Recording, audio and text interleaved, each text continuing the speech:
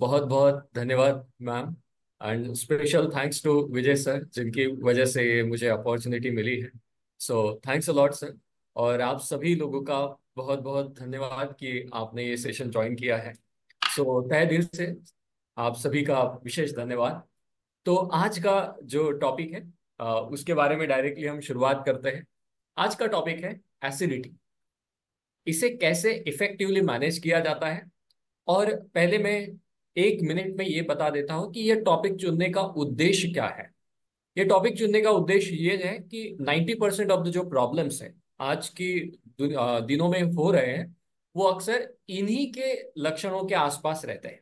तो अगर आप एसिडिटी को मैनेज करते हैं तो आपके 90% जो हेल्थ इश्यूज है वो मैनेज होने लग जाते हैं।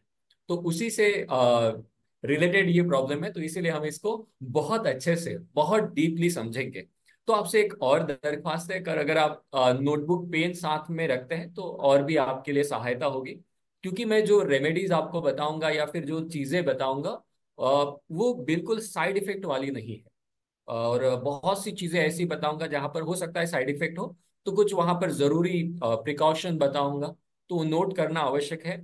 और अगर आप में से किसी व्यक्ति के आसपास में किसी को है ये प्रॉब्लम है, इससे रिलेटेड प्रॉब्लम जो अभी हम डिस्कस करेंगे, क्योंकि एसिडिटी एक केवल नाम यहाँ पर सीमित नहीं है, ये हेड टू टो पूरे बॉडी को इन्फ्लुएंस करता है, अफेक्ट करता है। तो डेफिनेटली आप उनको मदद कर सकते हैं।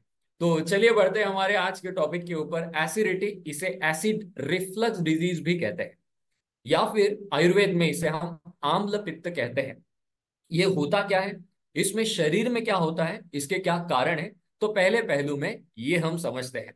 तो मैं आपको एक स्क्रीन शेयर करता हूं, जिससे आपको और मदद हो जाएगी समझने में। एक बार आप मुझे कंफर्म कर सकते हैं कि अगर आपको स्क्रीन दिखाई दे रही है जो मैंने शेयर की। Yes sir, yes. Okay, good good good. तो ये है हमारा आज का टॉपिक। इसके क्या लक्षण है? पहला लक्षण है बर्निंग सेंसेशन। पित्त जहां पर होता है वहां पर बर्निंग रहता है, जलन रहती। हमेशा ही रहेगा ऐसा नहीं है, लेकिन मोस्टली पित्त के पास बर्निंग सेंसेशन होता है। उसके बाद नेक्स्ट जो है इसका, बाकी नौसिया होना, वमिटिंग होना, खट्टी डकारे आना, सर दर्द करना, ये सामान्य लक्षण आप सभी को पता ही है। चिड़चिड़ होना, मुंह में खट्टा पानी नहीं आना, कड़वाहट रहना, है ना। बार बार खाना ऊपर आते रहना, खाने के अलावा भी, मतलब कभी कभार किसी को कुछ नहीं भी खाया तो भी ये वॉमिटिंग जैसा होता है, और खाने के बाद भी होने की संभावना रहती है। इसके अलावा जो अपर एब्डोमेन है और चेस्ट है, यहाँ पर दर्द रहना, है ना। हार्ट अटैक जैसा भी दर्द कभी कभार हो सकता है। तो ये सामान्य लक्षण है एसिडिटी के, जो इनफैक्ट जान सकते हैं आप सभी लोग, ऑलरेडी आपको पता होगा। लेकिन हाँ, कुछ लोगों को नहीं पता होता है कि एग्जैक्टली एसिडिटी क्या है, क्योंकि उनको कभी जरूरत ही नहीं पड़ती और कभी हुई नहीं होती है। तो ये सामान्य लक्षण है एसिडिटी के। लेकिन ये हद तक सीमित नहीं है, ये केवल बाहर का पोस्टर है जी एसिडिटी का। ये जो है केवल बाहर का पोस्टर है। तो चलो अंदर की फिल्म जानते हैं क्या है। इसके कारण पहले जानते हैं, ठीक है, क्या क्या कारण है। अति उष्ण तीक्ष्ण आहार सेवन करना। अति उष्ण तीक्ष्ण क्या होता है? बहुत गर्म चीजें खाना, जैसे अदरक, चाय, है ना, कॉफी। ये जो चीजें हैं गर्म होती है, स्पाइसेस, मसाले, बाहर का खाना, ऑयली खाना, ये उष्ण तीक्ष्ण चीजें कहलाती है। विरुद्ध आहार सेवन। विरुद्ध आहार सेवन यानी जो चीजें एक साथ नहीं करनी चाहिए वो करना, जैसे दूध और भारी भरकम चीजें एक साथ खाना, स्पेशली दूध, बिस्किट। जिनकी अग्नि अच्छी है, व्यायाम जो करते हैं, हर दिन योग अभ्यास करते हैं, उनको पच भी जाता है। लेकिन इन जनरल जिनका इतना वर्कआउट नहीं है, तो उन्होंने दूध के साथ कुछ ना ही लेना बेटर रहता है। इसके अलावा दही को गर्म करना, है ना। तो ये चीजें विरुद्ध आहार में आती है। अति मात्रा में salt, caffeine, tea, coffee, alcohol, cold drink, ice cream, tobacco, packed food, pickles, papad, तले हुए पदार्थ, समोसे, कचौरी, पानीपुरी, वड़ा पाव, नॉनवेज, अदरक, नमकीन, चिवड़ा, प्रिजर्व फूड का सेवन करना। ये सारी चीजें आपको पता ही है, ये लिस्ट आपको इन जनरल पता ही होती है। तो क्या होता है ना, ये बताने का उद्देश्य ये है कि याद, बहुत बार हम चीजें करते हैं पर याद नहीं रहता यार, ये हमने खाया था इसके कारण हमें ये इशू हुआ है। लेकिन जैसे आपको बताया कि जो लक्षण जाने हमने, सिम्टम जाने एसिडिटी के कौन से हैं, ये जो जलन होना पेट में, छाती में, है ना, हेडेक वगैरह होना, ये इसका पोस्टर है, बाहरी पोस्टर। अंदर की बात तो ये बिल्कुल अलग ही कर देता है। और इसके अलावा इसका एक और भी कारण है, late night dinner, late night सोना, मतलब रात को बहुत देर से सोना, दिन में सोना। दिन में सोने से भी एसिडिटी बढ़ती है, क्योंकि कफ और पित्त दोष बढ़ता है। दिवास्वाप, दिवास्वाप यानी दिन में सोने से। अब ट्रैवलिंग करना, आपने भोजन किया और ट्रैवलिंग किया। मेरे ज्यादातर पेशेंट्स को जब मैं हिस्ट्री पूछता हूँ तो उनका ये कॉमन लक्षण रहता है कि शादी को गए थे, बहुत लंबा सफर था, शादी में खाना खाया, भरपूर पेट भर खाना खाया, अभी वो खाना ऐसा ही होता है, उष्ण तीक्ष्ण होता है, तो उसके बाद ट्रैवलिंग किया तो वो फिर एसिडिटी का बड़ा कारण बनता है और उसको ठीक करने में थोड़ा समय लगता है। वेग धारण करना, वेग क्या होते हैं? नेचुरल, जैसे भूख लगी है फिर भी खा नहीं रहे, प्यास लगी है फिर भी पानी नहीं पी रहे, इसे कहते हैं वेगों का धारण करना।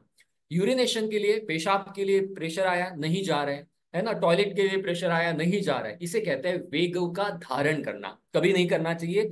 जब भी आपको, आयुर्वेद में कहा है कि जब भी आपको वेग आते हैं तो पहले आपको कोई भी इंपॉर्टेंट कार्य होगा उसे छोड़कर आपको वेगों को देखना है। ठीक है। अग्निमांद्य, अग्निमांद्य यानी भूख का कमजोर होना, है ना। तो ये बहुत बड़ा टॉपिक है, तो हम इन जनरल जो इजीली हो सकता है आज हम उसको पढ़ेंगे। आम्ल यानी जो खट्टी चीजें हैं, लवण यानी सॉल्टी, कटु यानी तीखी चीजें। तो खट्टा, तीखा, सॉल्टी, ये चीजें खाने से, अति मात्रा में खाने से ये बढ़ता है। अभी यहाँ पर टेस्ट के बारे में बताया है, तो आपको ये भी याद रखना होगा कि ये टेस्ट वाली चीजें हमारे फूड में कौन सी होती है। मेथी, हरी सब्जियां, आलू, बैंगन, नॉनवेज, ये सारी चीजें पित्त बढ़ाती है। और सभी कारण जिससे अपाचन हो सकता है, वो सभी कारण जिससे अपाचन हो सकता है, इंडाइजेशन हो सकता है, वो है एसिडिटी के कारण। तो यहाँ पर विहारज, विहारज का मतलब होता है कि खान पान के अलावा कौन से कारण है, अदर देन फूड। फूड यानी आहारज कहते हैं, विहारज यानी खान पान के अलावा। तो रात में जागरण करना, दिन में सोना, कोई एडिक्शन होना टोबैको का, स्मोकिंग का, है ना, अल्प निद्रा, नींद कम होना, बहुत ज्यादा व्यायाम करना, अपनी क्षमता से ज्यादा और बहुत कम व्यायाम करना। व्यायाम करना आवश्यक है लेकिन एक सीमा में होना चाहिए। बहुत कष्ट करना, धूप में कष्ट, धूप में, हवा में, पानी में ज्यादा कष्ट करना, वेगों का धारण करना, और धूप में ज्यादा देर तक रहना, गर्म जगह पर मशीन्स के साथ वगैरह काम करना। मानसिक कारण भी है, क्रोध, भय, शोक, अति चिंता, ईर्ष्या। क्रोध, भय, शोक, अति चिंता, ईर्ष्या, इनफैक्ट ये सभी बीमारियों के कारणों में कॉमन है, लेकिन एसिडिटी के केस में ये बहुत इंपॉर्टेंट रोल प्ले करता है। तो ज्यादा गुस्सा आना, चिंता रहना, शोक करना, ये भी योग अभ्यास में आप इसको बहुत अच्छे से नियंत्रित कर सकते हैं। इसके अलावा अगर आप लॉन्ग टर्म से कोई दवाइयां ले रहे हैं तो उससे भी एसिडिटी हो सकती है। और बाकी अगर लीवर प्रॉब्लम है या अपाचन है लंबे समय से, तो भी एसिडिटी होती है। इसके अलावा अगर आपकी प्रकृति पित्त दोष की है, मतलब ऑलरेडी आपके बॉडी में एक एसिडिक पीएच रहती है, थोड़ा सा उष्मा, उष्णता या गर्माहट की आपको ऑलरेडी तकलीफ है, या पित्त प्रकृति है, और उस केस में आप थोड़ा सा चाहते हैं कि बाहर जाकर कुछ खाए, तो उस समय में आपको थोड़ा सा संभलना चाहिए कि भैया ऑलरेडी प्रकृति वैसी है और आप उसमें और ऐड करोगे तो प्रॉब्लम होगा। ये बात बहुत इंपॉर्टेंट है, इसे आप नोट कर सकते हैं। हमारे जो भारत देश है, इसमें 6 ऋतु होते हैं। कितने ऋतु होते हैं टोटल? 6 ऋतु होते हैं। तो 6 ऋतु के नाम क्या क्या है? जैसे शिशिर, वसंत, ग्रीष्म, वर्षा, शरद और हेमंत, ऐसे 6 ऋतु होते हैं। 6 सीजन होते हैं। हर ऋतु में 2 महीने आते हैं, है ना, 6 2 12, राइट। तो अभी जो अक्टूबर का समय है, ये होता है शरद ऋतु का। और एक अक्टूबर के आसपास का समय, थोड़ा सा, भारत देश बहुत बड़ा है तो थोड़ा डेट आगे पीछे हो सकती है, लेकिन आप ऑन एन एवरेज अक्टूबर समझ लीजिएगा। अक्टूबर हीट के बारे में आपने जरूर सुना होगा। तो देखिए, ये शरद ऋतु जो है, ये काल है पित्त प्रकोप का, मतलब जो पित्त दोष होता है हमारे बॉडी में, इसका प्रकोप होता है शरद ऋतु में। और अगर इस ऋतु में आप खान पान जो अभी हमने डिस्कस किया है वो वाला करते हैं, तो ये निश्चित रूप से आपको कोई ना कोई पित्त की बीमारियां बना देता है। जैसे स्किन प्रॉब्लम होना, हेयर फॉल होना, पिंपल्स होना, पीरियड से रिलेटेड समस्याएं होना, ब्लीडिंग होना, इस तरह की। और एसिडिटी तो ये बाहरी पोस्टर है भैया, लेकिन ये अंदर की फिल्म जो है ये बिल्कुल ही बड़ी है। तो ये, और एक पार्ट में नहीं आती, बहुत सारे पार्ट्स है इसके, बहुत सारे पार्ट्स है, ऐसी अलग अलग बीमारियां ये ला सकता है। तो इस तरह के प्रॉब्लम आती है। अभी ये दिक्कत होती क्या है? जैसे देखिए, समर समर सीजन में हीट होती है, ड्राइनेस होता है, उस कारण से थोड़ा वात पित्त बढ़ने लगता है। शरद, वर्षा ऋतु है, वर्षा मतलब रेनी सीजन, रेनी सीजन में वात बढ़ता है। रेनी सीजन में अक्सर हम बाहर का खाना टालते हैं। क्यों टालते हैं? अनहाइजीनिक होता है, बारिश होती रहती है ना। तो उस समय में ये बात अलग है कि कभी कभार जाते भी है, चलो ठीक है, अनहाइजीनिक है तो क्या हुआ, लेकिन जीवा का है तो जाए चले जाए, लेकिन वो नहीं करना चाहिए, ठीक है। वर्षा ऋतु खत्म होने के बाद जो क्रेविंग जमा हो गई थी पूरे ऋतु की, वो अभी निकलती है शरद ऋतु में, कि अभी बारिश बिल्कुल बंद हो चुकी है, वातावरण साफ है, बिल्कुल वेदर साफ है, तो बाहर का हम खाते हैं। वो जैसे ही आप बाहर का खाते हैं, शरद ऋतु बिल्कुल हाथ जोड़कर आपके लिए रेडी है कि स्वागत है आपको आपका पित्त की बीमारियों में। अगर आप उस समय में वो चीजें खाते हैं जो ऑयली होती है, फ्राइड होती है, बाहर की होती है, मसाले वाली होती है, रात में जागरण करते हैं, वो आपके शरीर में पित्त को विकृत कर देता है और ब्लड को, आपके खून को खराब कर देता है। और उसके कारण से जो बीमारियां होती है वो ट्रीट करने में काफी लंबा समय जाता है। तो ठीक है सर, इतना हमारे पास ट्रीटमेंट होती है, काफी चीजें हैं, उसे ठीक कर लेंगे, लेकिन ये ऐसी बात नहीं है केवल आप ट्रीटमेंट से लक्षणों को ठीक कर पाएंगे, क्योंकि ऋतु का जो सीजन का इम्पैक्ट होता है वो बहुत बड़ा होता है। जैसे एक सामान्य उदाहरण है, जो कि एक किसान होता है, वो फसल उगाने के लिए एक राइट टाइम का वेट करता है। सही बात है, हर एक फसल का एक राइट टाइम होता है, एक सीजन होता है। वैसे ही सीजन का हमारे बॉडी पर भी बहुत इंपैक्ट पड़ता है। शरद के बाद आता है हेमंत ऋतु। हेमंत ऋतु 6 सीजन में, 6 जो सीजन है, हेमंत यानी विंटर, विंटर सीजन सबसे ज्यादा ताकतवर ऋतु है, जो आपकी इम्यूनिटी को बहुत स्ट्रांग बनाता है, आपकी हंगर को स्ट्रांग बनाता है, बॉडी में स्ट्रेंथ बढ़ाता है, स्किन कॉम्प्लेक्शन इंप्रूव करने में हेल्प करता है, इवन इंटेलेक्ट भी इंप्रूव करने में, आपकी बौद्धिक क्षमता इंप्रूव करने में, स्ट्रेस लेवल को डाउन करने में जो हेमंत ऋतु है ना, बहुत ही यूजफुल होता है। लेकिन शरद ऋतु में गलती हो गई ना भैया, अगर शरद ऋतु में हमने गलती कर दी तो हेमंत कुछ नहीं कर पाता है। तो हेमंत एक डिमांडिंग ऋतु है। डिमांडिंग मतलब कैसे, उसको भूख चाहिए, बहुत भूख लगती है उस समय में। तो उस समय हमें खाना होता है, भरपूर भोजन करना होता है हेमंत ऋतु में, क्योंकि भूख ज्यादा बढ़ती है और शरीर को एनर्जी भी लगती है टेम्परेचर को मेंटेन करने के लिए, बैलेंस करने के लिए। और अगर आपने ज्यादा भोजन कर लिया और ये पित्त का प्रॉब्लम है, तो उस समय ये ऐसा जहर बनाता है शरीर में, जिसको निकालने के लिए साल भी कम बढ़ जाता है। और सीजन साल में एक ही बार आता है भैया।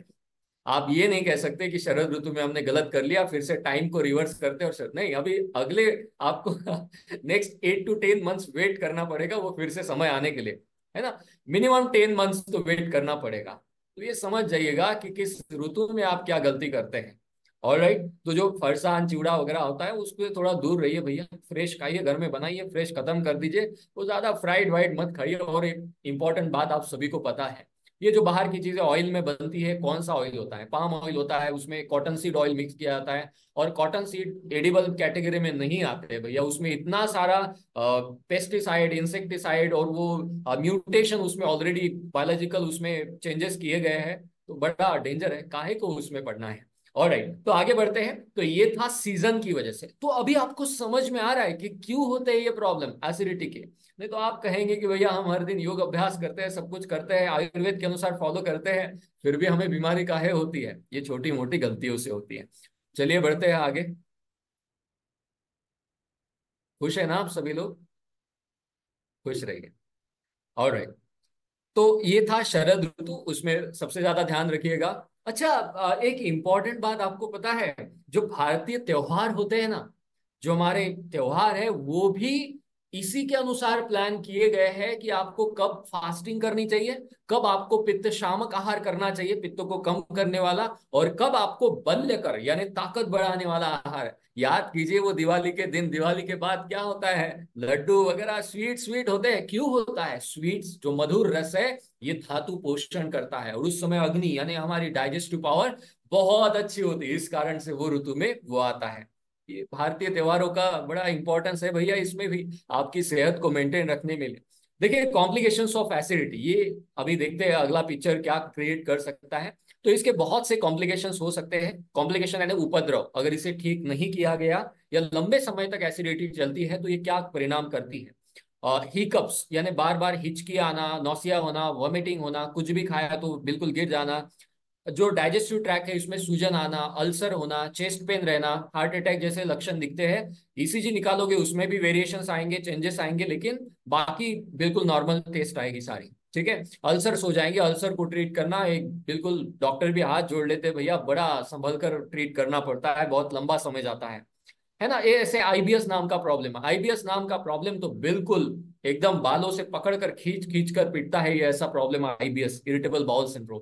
तो ये ऐसी भयंकर से भयंकर बीमारियां होती है, स्ट्रेस, इरिटेशन, और ना जाने क्या क्या हो सकता है। माइग्रेन की समस्या ये भी एसिडिटी से जुड़ी है। जिनको माइग्रेन है उनके लिए भी ये जो आज मैं रेमेडीज बताऊंगा वो भी पावरफुली यूज होगी। ठीक है, 80% माइग्रेन की केसेस में एसिडिटी कारण होता है। ठीक है, अल्सर्स होना, इन जनरल आपका मेंटल लेवल भी बहुत डिस्टर्ब हो जाता है। क्रॉनिक कफ भी होता है, कफ मतलब खांसी, कितनी दवाई ले रहे हैं, कितना एंटीबायोटिक ले रहे हैं, कितना आयुर्वेदिक ट्रीटमेंट किया, फिर भी खांसी नहीं कम हो रही। अरे भैया, आपका एसिडिटी इतने लंबे समय से चल रहा था, तो इसके कारण आपको कफ हुआ है। क्रॉनिक ड्राई कफ होता है, ड्राई भी होता है, वेट भी हो सकता है ना, गले में खराबी हो सकती है। वर्क एफिशिएंसी कम होती है। अभी ये वर्क एफिशिएंसी बहुत इंपॉर्टेंट है, यहाँ पर हमारा जो फर्स्ट पार्ट है ये खत्म हो जाएगा। वर्क एफिशिएंसी मतलब कार्य क्षमता। जैसे एक कार्य करने के लिए मैं इजीली एक कार्य खत्म कर सकता हूँ 4 घंटे में, समझ में आया। और अगर मुझे एसिडिटी है, वो तकलीफ होती है, इरिटेशन होता है, तो वही काम खत्म करने में मुझे 6 घंटे लग रहा है, तो मुझे क्या लगेगा कि मेरे पास बहुत ज्यादा काम है, बहुत काम का स्ट्रेस है, और वो जो एक्स्ट्रा 2 घंटे है ना वो बड़े दिक्कत करेंगे। तो उसके कारण लाइफ में बड़ा स्ट्रेस आ जाएगा, और मन नहीं लगेगा जॉब में, ना ही रिलेशंस में। तो ये इसका असली पिक्चर है ना, ये अंदर की बात है जी इसके एसिडिटी के। ऑलराइट, आगे बढ़ते हैं। इंपॉर्टेंट नोट, शरीर में बढ़ा हुआ पित्त एक एक करके धातुओं को विकृत करता है, और इससे धातु अनुसार लक्षण दिखते हैं। मतलब ये जो पित्त दोष है ना, धातु होते हैं, 7 धातु होते हैं आयुर्वेद के अनुसार, रस, रक्त, मांस, मेद, अस्थि, मज्जा और शुक्र, ये 7 धातु है ना। रस यानी जो लिक्विड कंपोनेंट है, पानी है शरीर का, वो रस धातु हम कहते हैं। तो एक एक करके एक एक को खराब करते जाता है, और शरीर में कोई भी बीमारी आ सकती है। जैसे रस धातु की अगर दुष्टि होती है तो हेयर फॉल होना, पिंपल्स आना, एक्ने आना। इवन रक्त धातु की दुष्टि में भी होता है, चिड़चिड़ करना, बार बार डिहाइड्रेशन होना, गला सूखते रहना, स्किन प्रॉब्लम होना, इस तरह के प्रॉब्लम आते हैं। रक्त धातु की दुष्टि के कारण जो मेंस्ट्रुअल साइकिल से रिलेटेड प्रॉब्लम्स होते हैं वो भी आ सकते हैं। और इस तरह से स्टेप बाय स्टेप धातुओं को विकृत करके वो परिणाम करते हैं। अभी बहुत हुआ इसका महत्व बताना। आशा करता हूँ इससे आपको अर्जेंसी समझ आई होगी इस प्रॉब्लम की। अभी आगे बढ़ते हैं, इसके थोड़े बहुत चीजें जानते हैं। ऑलराइट, इसीलिए एसिडिटी के समय सबसे घातक और कॉमन रोग है। एसिडिटी आज के समय का सबसे घातक और कॉमन रोग है। आज की दिनचर्या और खान पान इसे बढ़ावा देते हैं। क्लियर है। इसके अलावा हेल्दी फूड से संबंधित मिसकंसेप्शन, जैसे रेगुलरली कच्चा खाना, मतलब बहुत सी गलत फहमियां होती है कि कच्चा खाने से, नहीं कच्चा नहीं खाना चाहिए भैया, अभी नहीं पचता है, इतना डाइजेशन हमारा नहीं है कि कच्चा पच जाएगा, तो कच्चा नहीं खाना चाहिए, प्रॉपरली कुक करके खाना चाहिए। दही खाना, बार बहुत सी घरों में हर दिन दही खाया जाता है, दही के गुण इतने अमेजिंग है, लेकिन आज डाइजेस्ट नहीं होता है जनाब, वो दही नहीं डाइजेस्ट होता है डेली। तो इसीलिए आपको दही डेली नहीं खाना चाहिए, वंस इन वाइल बेस्ट रहता है। दही आपको आफ्टरनून में खाना चाहिए। नींबू पानी पीना, मतलब हर दिन नींबू पानी ले रहे हैं, हर दिन दही खा रहे हैं, हर दिन कच्चा खा रहे हैं, आदि कारणों से लंबे समय तक शरीर में रहकर भयंकर रोग का कारण बन सकती है। समझ में, ये मिसकंसेप्शन होता है। एक मेरी पेशेंट है, वो है ऑस्ट्रेलिया से, तो वो इंडियन ही है। तो उन्होंने ये लगभग 10 साल तक ये चीजें की है, कच्चा खाना, हर दिन नींबू पानी पीना। उनको किसी ने बताया था, बहुत से रील्स आते हैं यूट्यूब पर वगैरह, तो उनको सीवियर पेन होने लग गया चेस्ट में, चेस्ट के नीचे थोड़ा सा एकदम सीवियर पेन, बहुत ट्रिमेंडस पेन रहता है। तो उन्होंने सभी टेस्ट करवाई, सारे स्कैनिंग वगैरह कराया, और वो हॉस्पिटल में काम करते तो उनको इजी एक्सेस होता था टेस्ट का। तो पेन नहीं जा रहा था, पेन किलर से भी पेन नहीं जा रहा था। लेकिन जब वो मेरे पास है, हिस्ट्री लेने के बाद ये बताया उनको, तो उनको तो पहले विश्वास नहीं हुआ कि ये चीज बिल्कुल गलत होती है। विद इन 15 डेज उनका पेन जो है 30% रिलीफ हो गया। 5-6 साल पहले का पेन था, 30% रिलीफ उनके लिए बहुत था। फिर आगे आगे धीरे धीरे कम होता गया। तो कहने का उद्देश्य है कि केवल इन चीजों को हटाने मात्र से भी बहुत सा रिलीफ आता है, इसे निदान परिवर्जन हम कहते हैं। एसिडिटी होने पर एंटासिड या आइसक्रीम सोडा लेकर उसे दबा देना। बहुत बार होता है ना, एसिडिटी हो गई उसको दबा दो, दबाना नहीं है, ठीक है। उसके लिए हम उपाय जानेंगे, रेमेडी जानेंगे। जड़ से खत्म करने के लिए लाइफस्टाइल और फूड में बदलाव ना करना। अगर आपको एसिडिटी है और आप बदलाव करना ही नहीं चाहते, एक हमारे रिलेटिव है, उनको इतनी एसिडिटी होती है कि बिल्कुल एंजाइटी होती है, सुसाइडल थॉट्स आते हैं। रात में वो वाइफ को बोलते हैं कि अकाउंट डिटेल बता देते हैं, किसके पास कितना पैसा है वो बता देते हैं, और बोल देते हैं कि अभी बेटी को अच्छा ध्यान रखना। तो इतनी जबरदस्त एंजाइटी। फिर उनकी हिस्ट्री लेते हैं तो उनको जॉब का पूछते हैं सभी लोग, तो जॉब उनका ऐसा है कि बहुत से टाइमिंग का, तो वो जॉब छोड़ना नहीं चाहते। तो ये प्रॉब्लम, एंजाइटी के साथ रहना चाहते लेकिन जॉब नहीं छोड़ना चाहते। देखिए, अगर उनका पैकेज अभी 10 लाख का है तो हो सकता है 5 लाख का हो जाए, लेकिन वो 5 लाख के लिए बहुत बड़ा जो परिणाम है उनके शरीर पर हो रहा है वो नहीं समझते। तो ये आपको याद रखना है, छोटी मोटी चीजें होती है भैया, सेहत पहले आती है, बाद में बाकी चीजें। आयुर्वेद शास्त्र में इसके सबसे ज्यादा डीप, स्पेसिफिक और एक्यूरेट ट्रीटमेंट के लिए मदद करता है। ठीक है, आगे बढ़ते हैं। थेरेपी, थेरेपी बहुत ही इंपॉर्टेंट है। आशा करता हूं यहां तक चीजें समझ आ रही है। अगर यहां तक चीजें क्लियर है, समझ में आ रही है, तो आप मुझे यस कह सकते हैं, आप टाइप कर सकते हैं yes. Alright, thank you thank you, मैं समझ गया, आपके इशारे में समझ गया। ऑलराइट, तो चलिए बढ़ते हैं आगे थेरेपी की ओर, कि क्या कर सकते हैं एसिडिटी में। देखिए, एसिडिटी को और अमेजिंग तरीके से समझने के लिए इसको दो भागों में विभाजित किया है। लेकिन पहला रूल किसी भी बीमारी का, आयुर्वेद में ट्रीटमेंट के लिए किसी भी बीमारी का पहला रूल होता है निदान परिवर्जन, यानी कारण को नष्ट कर दो। कारण को, पहले हिस्ट्री लो, खुद की हिस्ट्री लो, आपके पेशेंट्स की हिस्ट्री लो, कि भैया क्या है, आप दिन भर में क्या करते हैं, अर्ली मॉर्निंग टू स्लीप आप क्या करते हैं। तो उसमें ऐसा कोई ना कोई चीज होगा, हो सकता है वो चाय में अदरक डालते पीते हैं। कितने सारे लोगों की एसिडिटी के परिणाम केवल चाय का अदरक बंद करने से आता है। चाय में अदरक डालना अच्छी बात है नहीं है, इसका जवाब आपको इससे मिलेगा कि पैरासिटामोल हर दिन खाना अच्छी बात है या नहीं है। डेफिनेटली नहीं है। लेकिन क्या पैरासिटामोल बुरी चीज है? नहीं। और इससे हम ये भी नहीं कह सकते कि अगर पैरासिटामोल बुरी चीज नहीं है तो हर दिन खानी चाहिए। Not at all. आपको ये बात याद रखनी होगी कि जैसे कफ होता है, बहुत बार कंजेशन है, तो उस समय चाय में अदरक डालकर पीने से रिलीफ होता है, दैट्स गुड, वो मेडिसिनल है। मेडिसिन हर दिन थोड़ी ना ली जाती है, केवल उसकी टेस्ट अच्छी है इसलिए। तो आपको याद रखना है भैया, हर दिन आप चाय में अदरक मत लीजिए, वो बहुत गले में परिणाम, गले में नहीं, एसिडिटी का परिणाम करेगा, और ऐसी धीरे धीरे विकृति बनाएगा, फिर उसका कारण भी नहीं पता चलेगा। बहुत बार पेशेंट कहते हैं कि सर जी मेरा बिल्कुल डाइट हेल्दी है, बिल्कुल हेल्दी है, कोई प्रॉब्लम नहीं है, फ्रूट्स खाते हैं, ये खाते हैं, वो खाते हैं, चाय में अदरक डालते हैं, यस डालते हैं। अरे भैया, प्रॉब्लम वही से शुरू हो रहा है। आपको छोटी छोटी बात, एक आध बार ठीक है, जब मैं आपके यहाँ आयु आ जाऊं तो आप मुझे जरूर पिला सकते हैं चाय में अदरक डालकर, और मैं भी पिलाऊंगा आपको, लेकिन हर दिन घर में मत पिलाइए भैया, है ना। तो इससे थोड़ा सा देखिए रक्त दूषित हो सकती है, गर्मी बढ़ सकती है। और जैसे अभी शुरुआत में, सेशन के शुरुआत में डिस्कशन हुआ था हीट का, है ना, सभी जगह गर्मी बढ़ रही है, ऑलरेडी वातावरण में गर्मी है, और अंदर भी आप गर्मी करेंगे तो कैसे चलेगा। ऑलराइट, तो ये निदान परिवर्जन मतलब पहले कारण को नष्ट करो। जब तक कारण को नष्ट नहीं करोगे ना, तो अगेन वो गंदा पानी आता जाएगा शरीर में, और आप शरीर की शुद्धि चाहोगे, वो पॉसिबल ही नहीं है ना। तो पहली बात है निदान परिवर्जन। उसके बाद जानते हैं नेक्स्ट, थेरेपी को ज्यादा स्पेसिफिक बनाने के लिए दो पार्ट में डिवाइड किया। एक है खाली पेट एसिडिटी, एक है भरपेट एसिडिटी। एक क्या है खाली पेट वाली एसिडिटी, और एक है भरपेट वाली एसिडिटी। तो दोनों का अंतर मैं बताता हूँ। खाली पेट एसिडिटी में क्या होता है, मेनली पित्त और वात बढ़ा होता है। मतलब इनको क्या होता है कि कोई ब्रेकफास्ट स्किप किया, भोजन नहीं किया, या थोड़ा लेट हो गया, तो इनको सहा नहीं जाता। मतलब ये कहते हैं कि अगर मुझे भूख लगी और खाना नहीं मिला ना, तो मुझे सहा नहीं जाता है, बहुत तकलीफ होती है, मेंटली भी और फिजिकली भी। जलन होने लगेगी, खट्टा पानी आने लगेगा, है ना, वीकनेस महसूस होगा, एंजाइटी होगी, हाथ पैर थरथराने भी लग सकते हैं। तो उसके कई लेवल है। तो ये पहला है कि वात और पित्त इसमें बढ़ा रहता है, तो ये खाली पेट वाली एसिडिटी कहते हैं। उसके बाद इस एसिडिटी में ठंडा दूध या कुछ ठंडा खाने से राहत मिलती है। कैसे पता चलेगा जनाब एसिडिटी खाली पेट है या भरपेट है? ये केवल नाम के लिए, ठीक है। इसके कैसे जानते, इसके कुछ तरीके आपको यहाँ पर मेंशन किए गए हैं। तो अगर कुछ नहीं खाने को मिला तो तकलीफ होती है, तो समझ जाइएगा खाली पेट है। और भी कंफर्मेशन के लिए आगे है, अगर कुछ ठंडा खाने से या दूध पीने से अच्छा लगता है तो खाली पेट एसिडिटी है। क्लियर है? बहुत बार लोग कहते हैं दूध पीने से एसिडिटी में राहत मिलती है, आधा सच है। दूध पीने से एसिडिटी बढ़ भी सकती है, तो उसको मैं आगे बताऊंगा।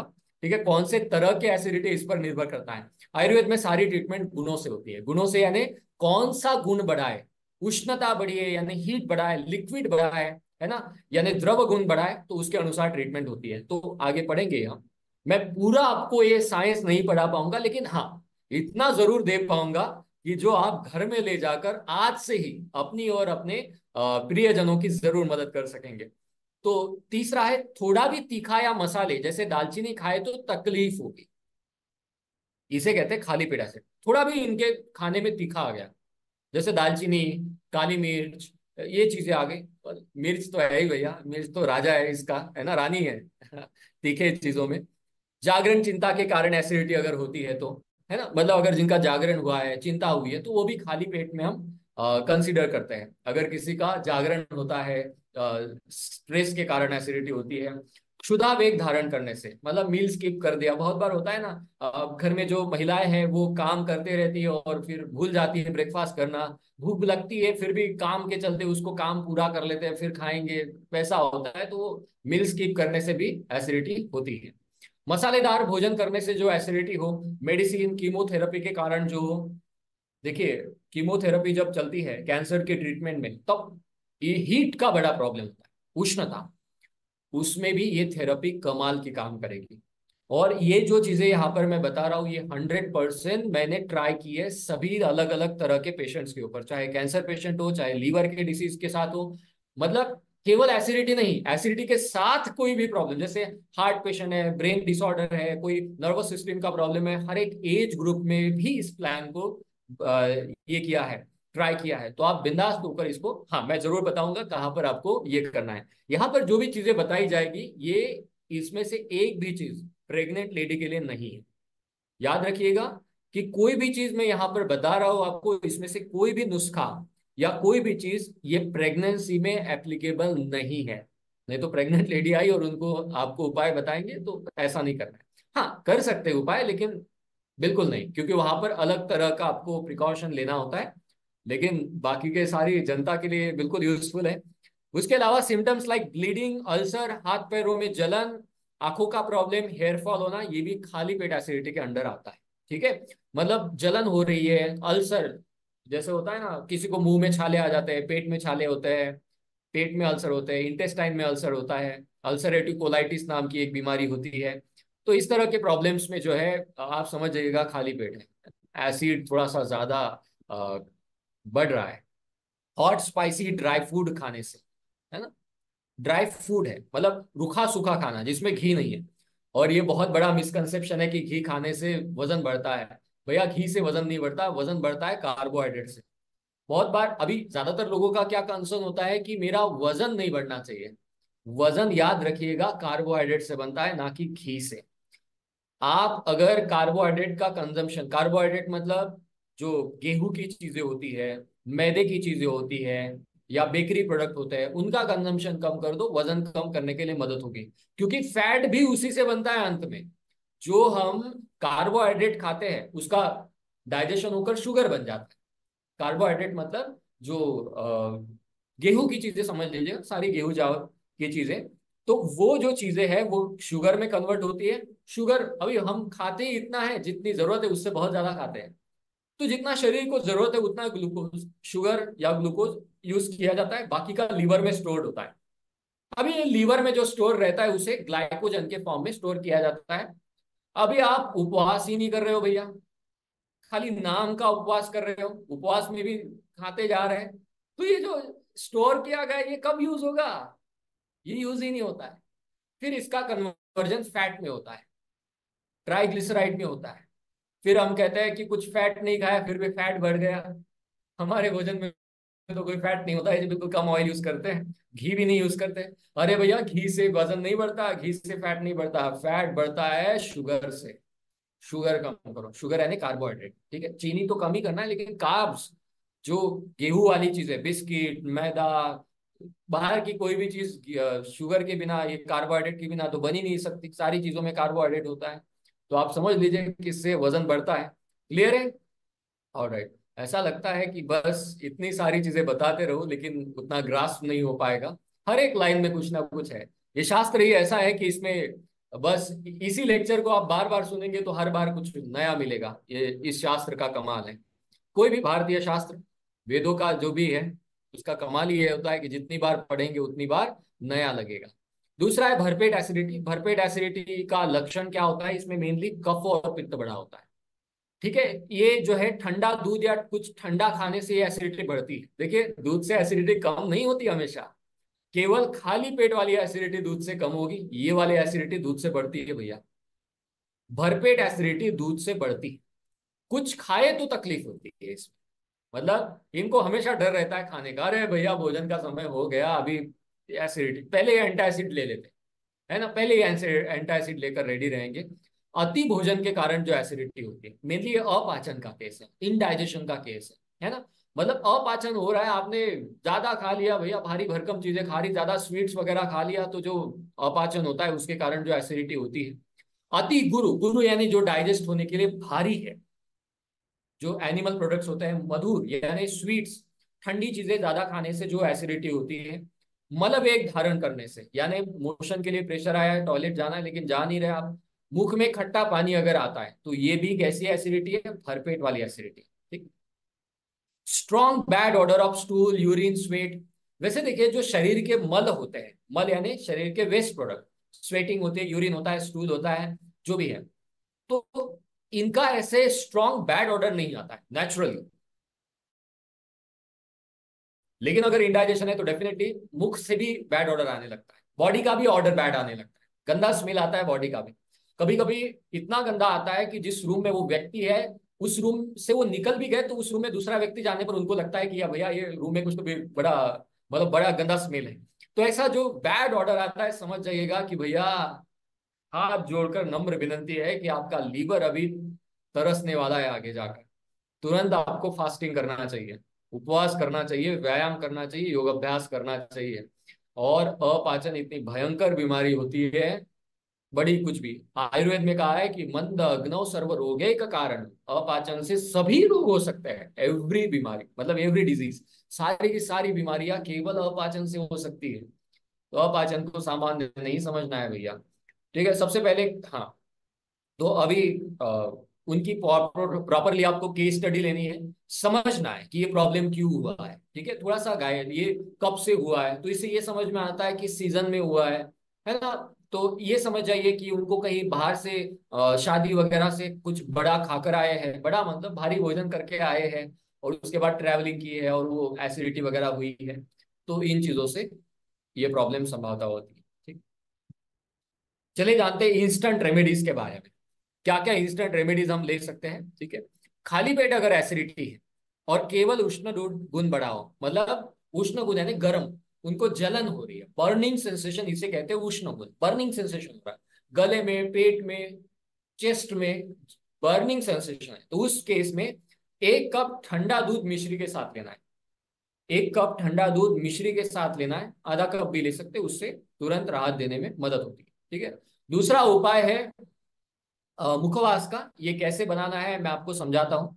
ये मुखवास एक ऐसी रेमेडी है जो ऐसा फॉर्मुलेशन है, ये इतना जबरदस्त काम करता है, मेरे कई स्टूडेंट मुखवास बनाकर सेल करते हैं, बेचते हैं, इतना पावरफुल है। मतलब एक अभी बेचेंगे कब, जब लोग डिमांड करेंगे, तो इतनी डिमांड रहती है इसकी। तो मैं इसका आपको फॉर्मूला बता देता हूँ, बहुत आसान, बहुत ही आसान।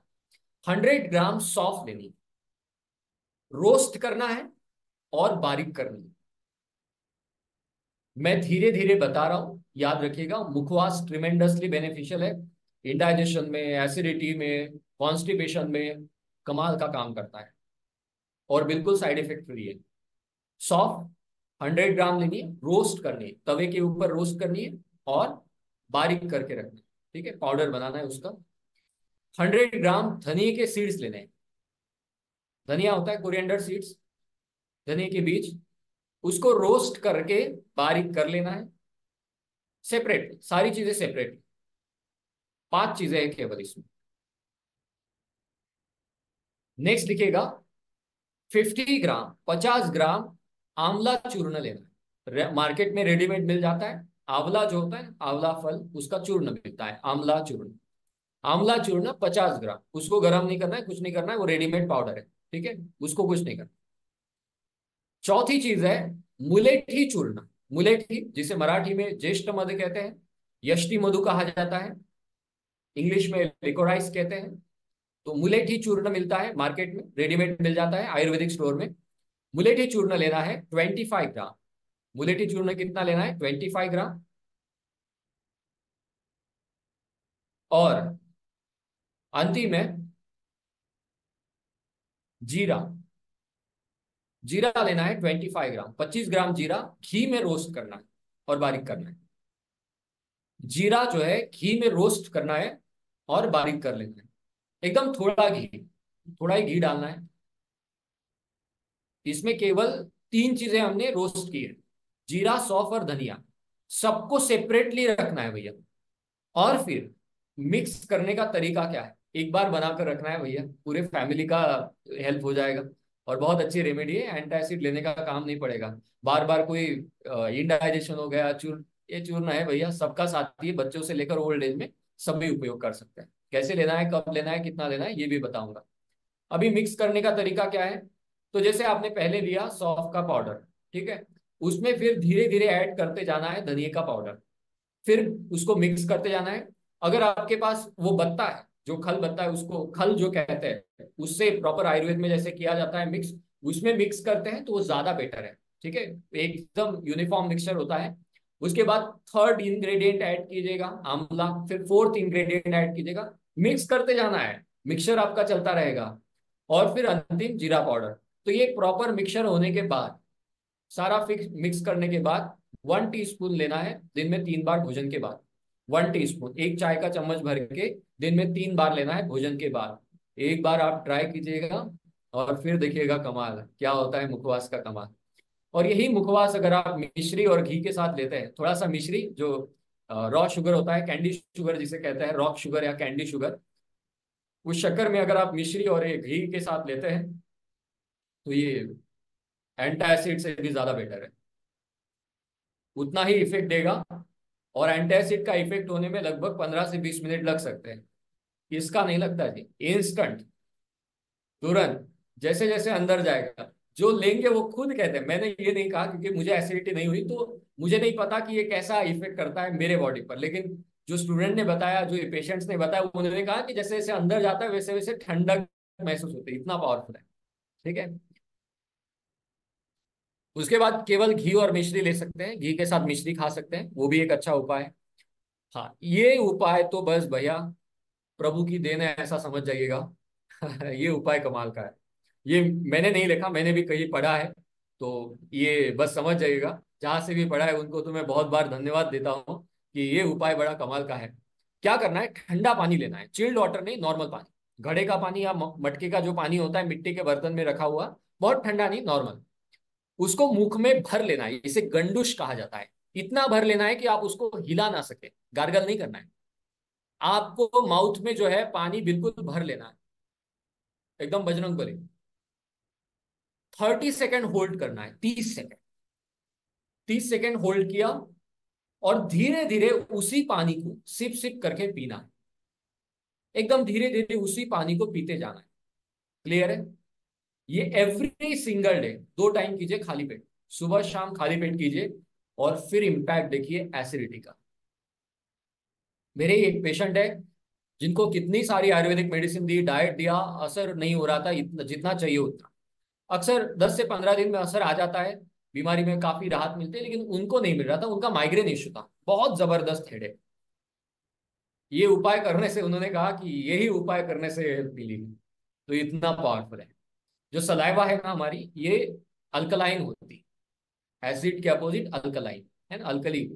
तो ये अल्कलाइन पीएच की वजह से जो वाटर का हम इस तरह से कर रहे हैं, मूवमेंट मूवमेंट नहीं, जो होल्ड कर रहे हैं फिर उसे सिप सिप करके पी रहे हैं, तो एसिड को न्यूट्रलाइज करने के लिए बहुत ही यूजफुल तरीका। ऑलराइट, चलिए बढ़ते हैं आगे। खुश तो है ना सभी लोग, स्माइल करते रहिए, हम आगे बढ़ेंगे। आपकी मुस्कुराहट हमें मोटिवेट करती। ऑलराइट, आगे बढ़ते हैं। नेक्स्ट है अनार का रस। अनार ऐसा अमेजिंग ये फ्रूट है, चलिए अनार का कुछ गुणगान गा ही लेते हैं। ऐसा फल आया जादुई और उसका गुणगान ना गाए, कैसी बात।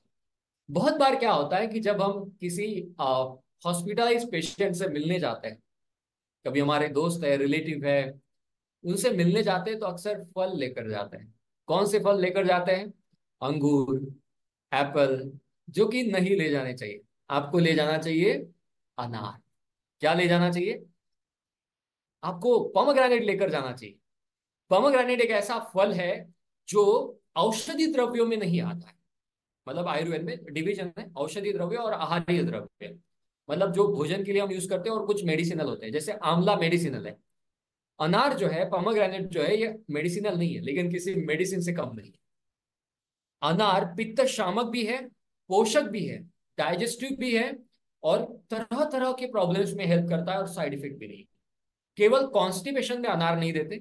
अगर कॉन्स्टिपेशन है तो केवल अनार नहीं देते, लेकिन बाकी सभी प्रॉब्लम में अनार का रस हेल्पफुल रहता है। क्लियर है? अभी अनार का रस इस केस में आपको उपयोग करना है। ये भी बहुत हेल्पफुल रहता है रिलीफ देने के लिए। अभी जो चीजें आपको बताई, इससे आप एक अमेजिंग डाइट प्लान बना सकते हैं। और ये डाइट प्लान केवल मैनेजमेंट वाला नहीं, थेराप्यूटिक यानी ठीक करने वाला डाइट प्लान बना सकते हैं। उसका भी गाइडेंस करता हुआ। या कोकोनट वाटर पी सकते हैं, नारियल का पानी पी सकते हैं एसिडिटी में। बनाना खा सकते हैं, जो ये है। केला जो है ये भी अच्छा है। एसिडिटी में एप्पल भी अच्छा है। ठीक है, एप्पल भी एसिडिटी कम करता है, लेकिन बहुत से लोगों को नहीं करता है क्योंकि वो अलग देश से, अलग देश यानी प्रदेश।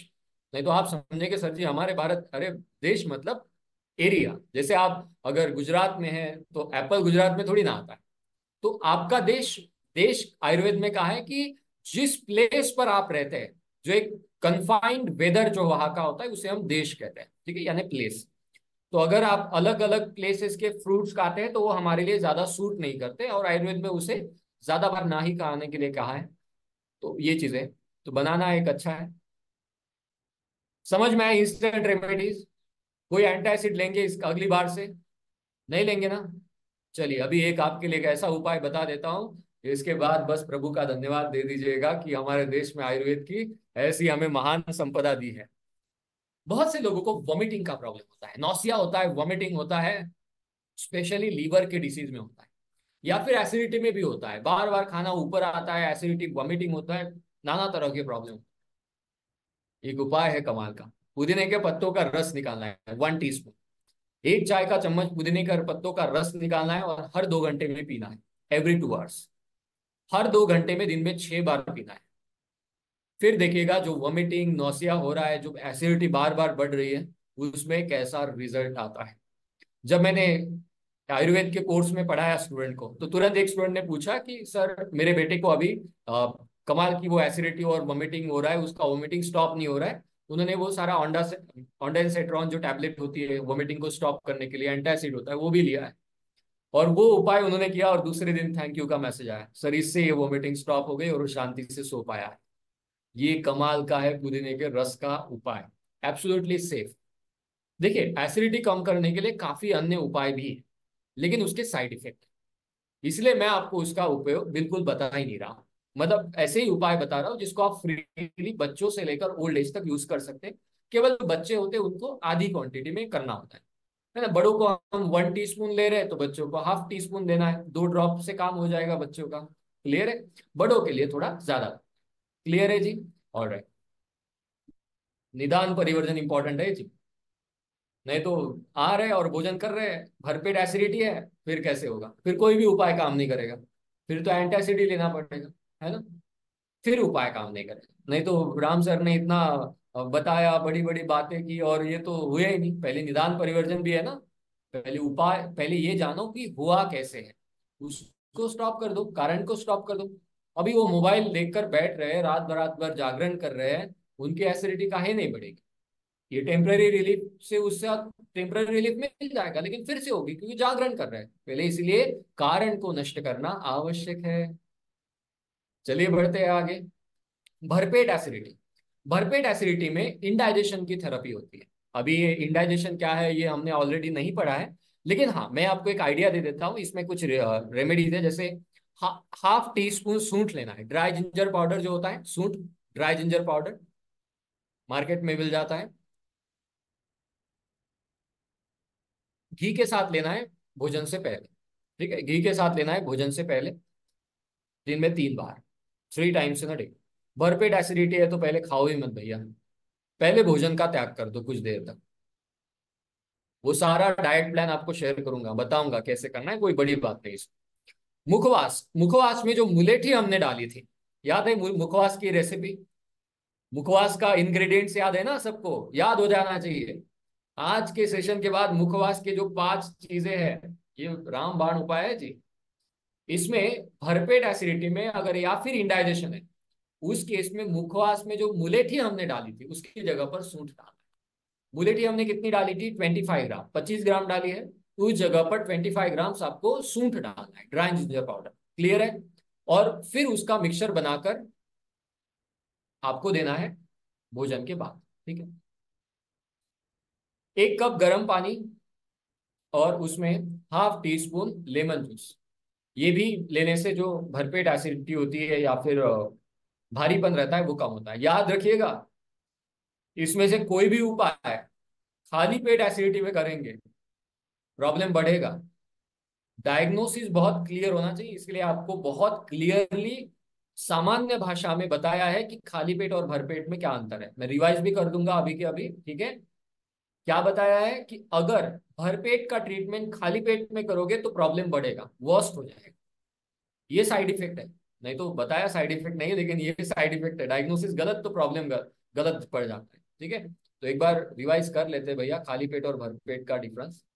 खाली पेट यानी समझ जाइएगा कि कुछ ना खाया तो प्रॉब्लम बढ़ता है।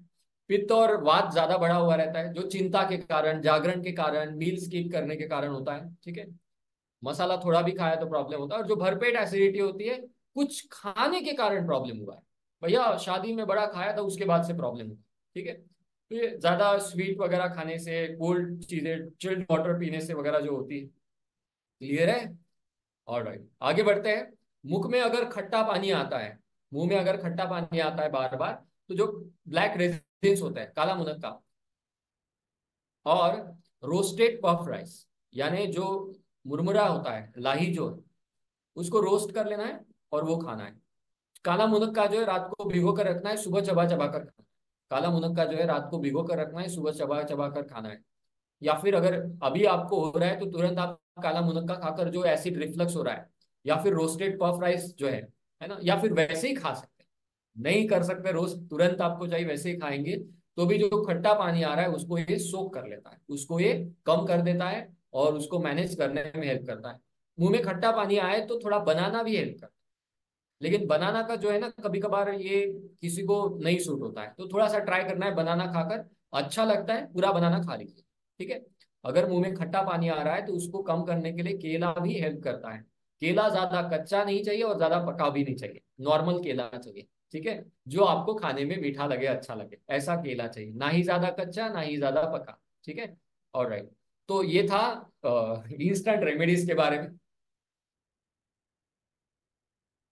ऑलराइट, आगे की थेरेपी बहुत बड़ी है, जो समझने में काफी समय लग सकता है। लेकिन हाँ, अभी समय आ चुका है प्लानिंग का, डाइट प्लानिंग का। अभी ये जो हम सीख रहे हैं, ये केवल इंस्टेंट रेमेडीज के लिए थोड़ी ना सीख रहे हैं, हमें तो परमानेंट इलाज करना है जी। तो देखिए, आप पहले ये डायग्नोस कर लीजिए कि ये खाली पेट है या भरपेट है। तो अगर खाली पेट एसिडिटी है तो इनको भूखा रख सकते हैं? नहीं रख सकते। इनको फास्टिंग करा सकते हैं? नहीं करा सकते। तो इनको भोजन करने के लिए कहना है, केवल याद रखना है कि भोजन में चाहे खाली पेट हो भरपेट हो, ज्यादा हेवी नहीं होना चाहिए और स्पाइसेस नहीं होनी चाहिए। फ्रेश ताजा खाना खाए। क्लियर है?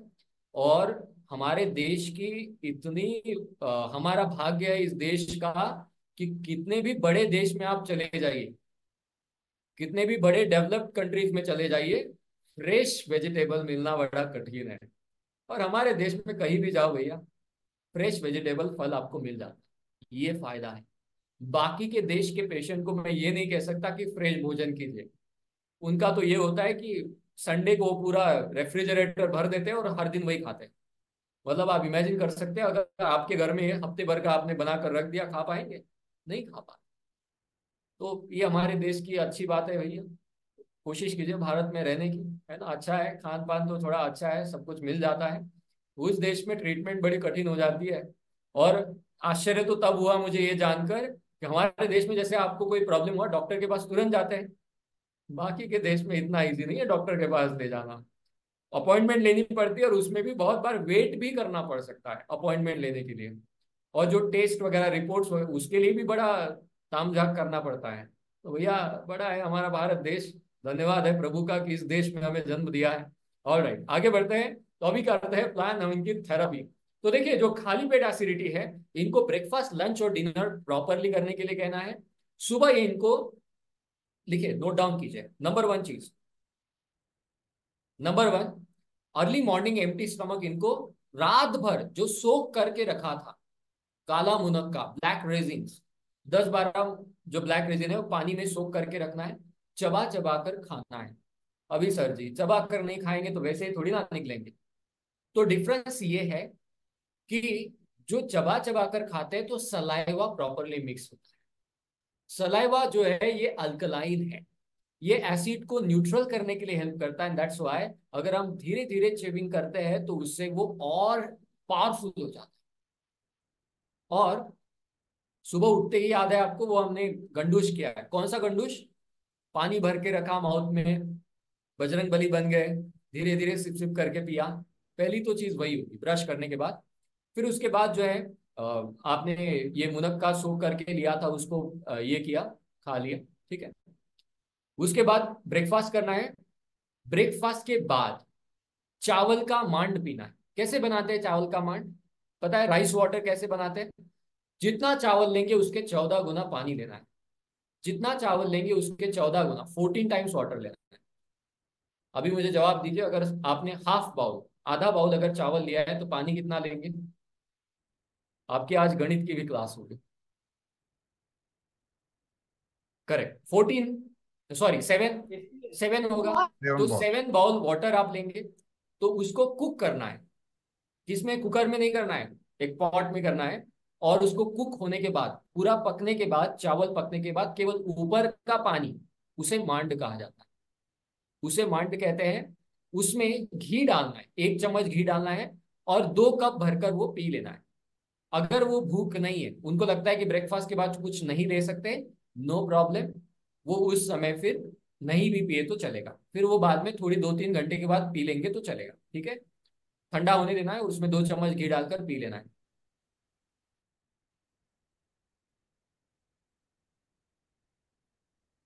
मैम, थोड़ा सा सेशन हम एक्सटेंड कर सकते हैं या टाइम लिमिट है कुछ?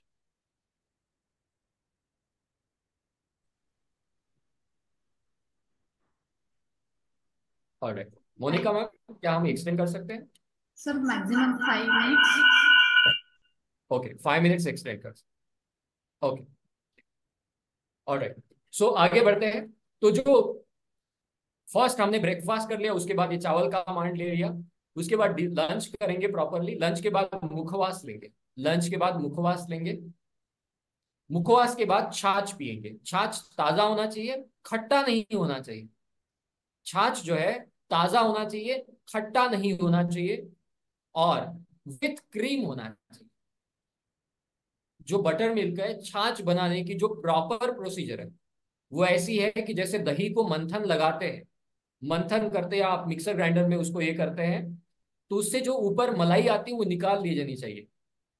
या फिर बिना मलाई वाले दूध से जो छाछ बनता है, मक्खन जो निकलता है ना ऊपर का, वो निकाल लेना। That's the right procedure. और फिर नीचे जो बनता है वो छाछ है। लेकिन हमें वो नहीं चाहिए अभी, वो भरपेट एसिडिटी में चाहिए। इसमें हमें विथ मिल्क, विथ क्रीम वाला चाहिए। विथ क्रीम वाला बटर मिल्क लेना, नहीं भी पिया तो चलेगा, लेकिन मैं आपको सारी फुल ऑन थेरेपी बता देता हूँ जो है वो आप यूज कर सकते हैं। अभी इसमें ये जो छाछ है उसमें मिश्री वगैरह डाल सकते हैं, धनिया पाउडर डाल सकते हैं, मसाला छाछ या मट्ठा बनाइए, मस्त एंजॉय करके पीजिए, है ना। तो ये छाछ हो गया। डिनर और लंच के बाद दोनों टाइम ये पी सकते हैं। अभी ये जो याद रखिएगा, बहुत बार लोगों को मिसकंसेप्शन होता है कि दही ठंडा है, दही गर्म है। दही क्या है? उष्ण है। दही ठंडा नहीं होता है। इतनी सारी लोगों की गलत फहमी होती है। दही जो है, आयुर्वेद में कहा है कि जो भी खट्टी चीज है ये शीत स्पर्श उष्ण वीर्य होती है। यानी आप उसको जब खाएंगे तो ठंडा लगेगा, पेट में भी ठंडा लगेगा, लेकिन शरीर में जाकर गर्म करेगा। ऐसा दही। तो दही समर में कम खाना चाहिए, बिल्कुल अवॉइड करने की कोशिश कीजिए। और छाछ भी गर्म है, रुक्ष है, ड्राई है, लेकिन कौन सा वाला छाछ? विदाउट फैट वाला, जो ओरिजिनल छाछ होता है। लेकिन यहां पर हम कौन सा छाछ यूज कर रहे हैं? With butter, sorry with cream. मतलब जो बनाते वक्त जिसकी मलाई नहीं निकाली गई, वो छाछ हम बना रहे। पैकेट का मत लाइएगा, ताजा घर में बनाइएगा, नहीं है तो मत कीजिए, ठीक है। तो वो छाछ हमें चाहिए, तो वो ठंडा होता है। विथ क्रीम वाला जो छाछ है वो ठंडा है, वो शीत है। ठीक है। और राइट, तो ये हमने किया। उसके बाद इवनिंग टाइम में आंवला जूस लेना है। आंवला जूस जो है, देखिए बेटर रहता है कि आंवला फल खाए ताजा ताजा, या फिर जूस बनाकर भी पियेंगे तो उससे बेटर नहीं है, लेकिन हाँ ठीक है, चल जाता है। मार्केट से मत लाइएगा कोई, नहीं है तो नहीं भी लिया तो चलेगा। शाम के समय में आप एक आंवला जूस का ऑल्टरनेटिव एक कर सकते हैं। सुबह आप धनिए के सीड्स जो है, कोरिएंडर सीड्स, उसे सोक करके रखिए पानी में। 2 टेबल स्पून, 2 चम्मच धनिए के सीड्स, कोरिएंडर सीड जो है, पानी में भिगो कर रखिए, 1 गिलास पानी में। और शाम के समय में 4 to 5 PM के आसपास वो पानी पी लीजिए। That's it. और जो धनिया उसको नहीं लेना, उसको डिस्कार्ड कर लेना है। और रात का भोजन करने के बाद अगेन मुखवास लेना है, शांति से सो जा। क्लियर है? ये खाली पेट एसिडिटी की बहुत पावरफुल थेरेपी। ठीक है। अभी इसी से रिलेटेड बहुत सारी चीजें हैं, मतलब ऐसा है कि ये खत्म ही नहीं होने वाला। दूसरा जो भरपेट एसिडिटी है, इसकी भी थेरेपी सिमिलर है, बस इसमें एक ट्विस्ट। इसमें ट्विस्ट ये है कि जो भरपेट एसिडिटी के है, हाँ जो खाली पेट एसिडिटी है जो अभी हमने पढ़ा है, उसमें कभी कभार ब्रेकफास्ट में बनाना जरूर लीजिएगा। केला जो है कभी कभार ब्रेकफास्ट में या इवनिंग में जरूर लीजिएगा, 4 से 5 बजे के आसपास, क्योंकि ये एसिड को बहुत कम करने में हेल्प करता है। और भी बहुत सी रेसिपीज होती है, लेकिन ठीक है, इतना आज के लिए काफी है। और जो भरपेट एसिडिटी है, उसमें याद रखिएगा, भरपेट एसिडिटी में क्या ट्विस्ट है? फास्टिंग का। फास्टिंग जितना ज्यादा हो सके उतना करना है। कैसे करना है? स्मार्ट फास्टिंग करना है। स्मार्ट फास्टिंग क्या होती है? ब्रेकफास्ट कर लेना है, लंच कर लेना है, ब्रेकफास्ट कर लेना है, लंच कर लेना है, डिनर, उसके बाद कुछ भी नहीं खाना है, केवल पीना है। क्या पी सकते हैं? केवल चावल का मांड पी सकते हैं, जो हमने सीखा है ना खाली पेट एसिडिटी में। डिनर में केवल वो पीना है, उसके बाद छाछ पीना है। कौन सा छाछ? वो जो ओरिजिनल छाछ है, जिसकी मलाई निकाली जाती है, वो भरपेट एसिडिटी में वो छाछ चाहिए। मुखवास भी इसमें, जो ऑलरेडी हमने पढ़ा है इंस्टेंट रेमेडीज में, वो मुखवास भी रहेगा।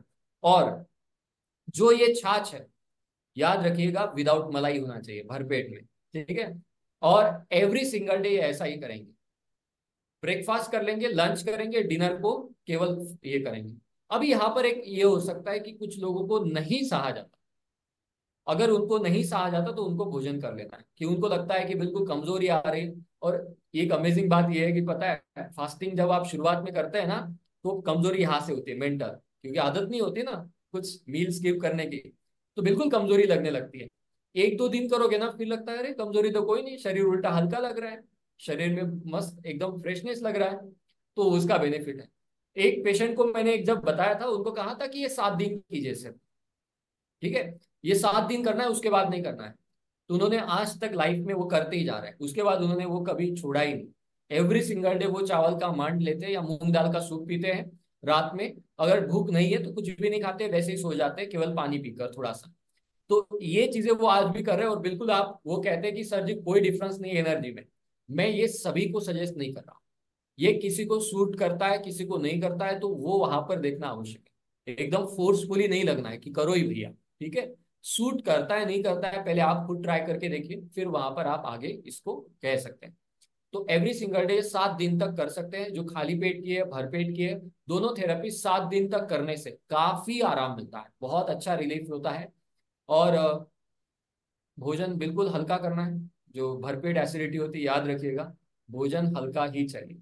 अगर आप भोजन में दूध वगैरह, दही वगैरह खाते हैं, तो फिर नमस्ते, फिर आगे वो नहीं हो पाएगा।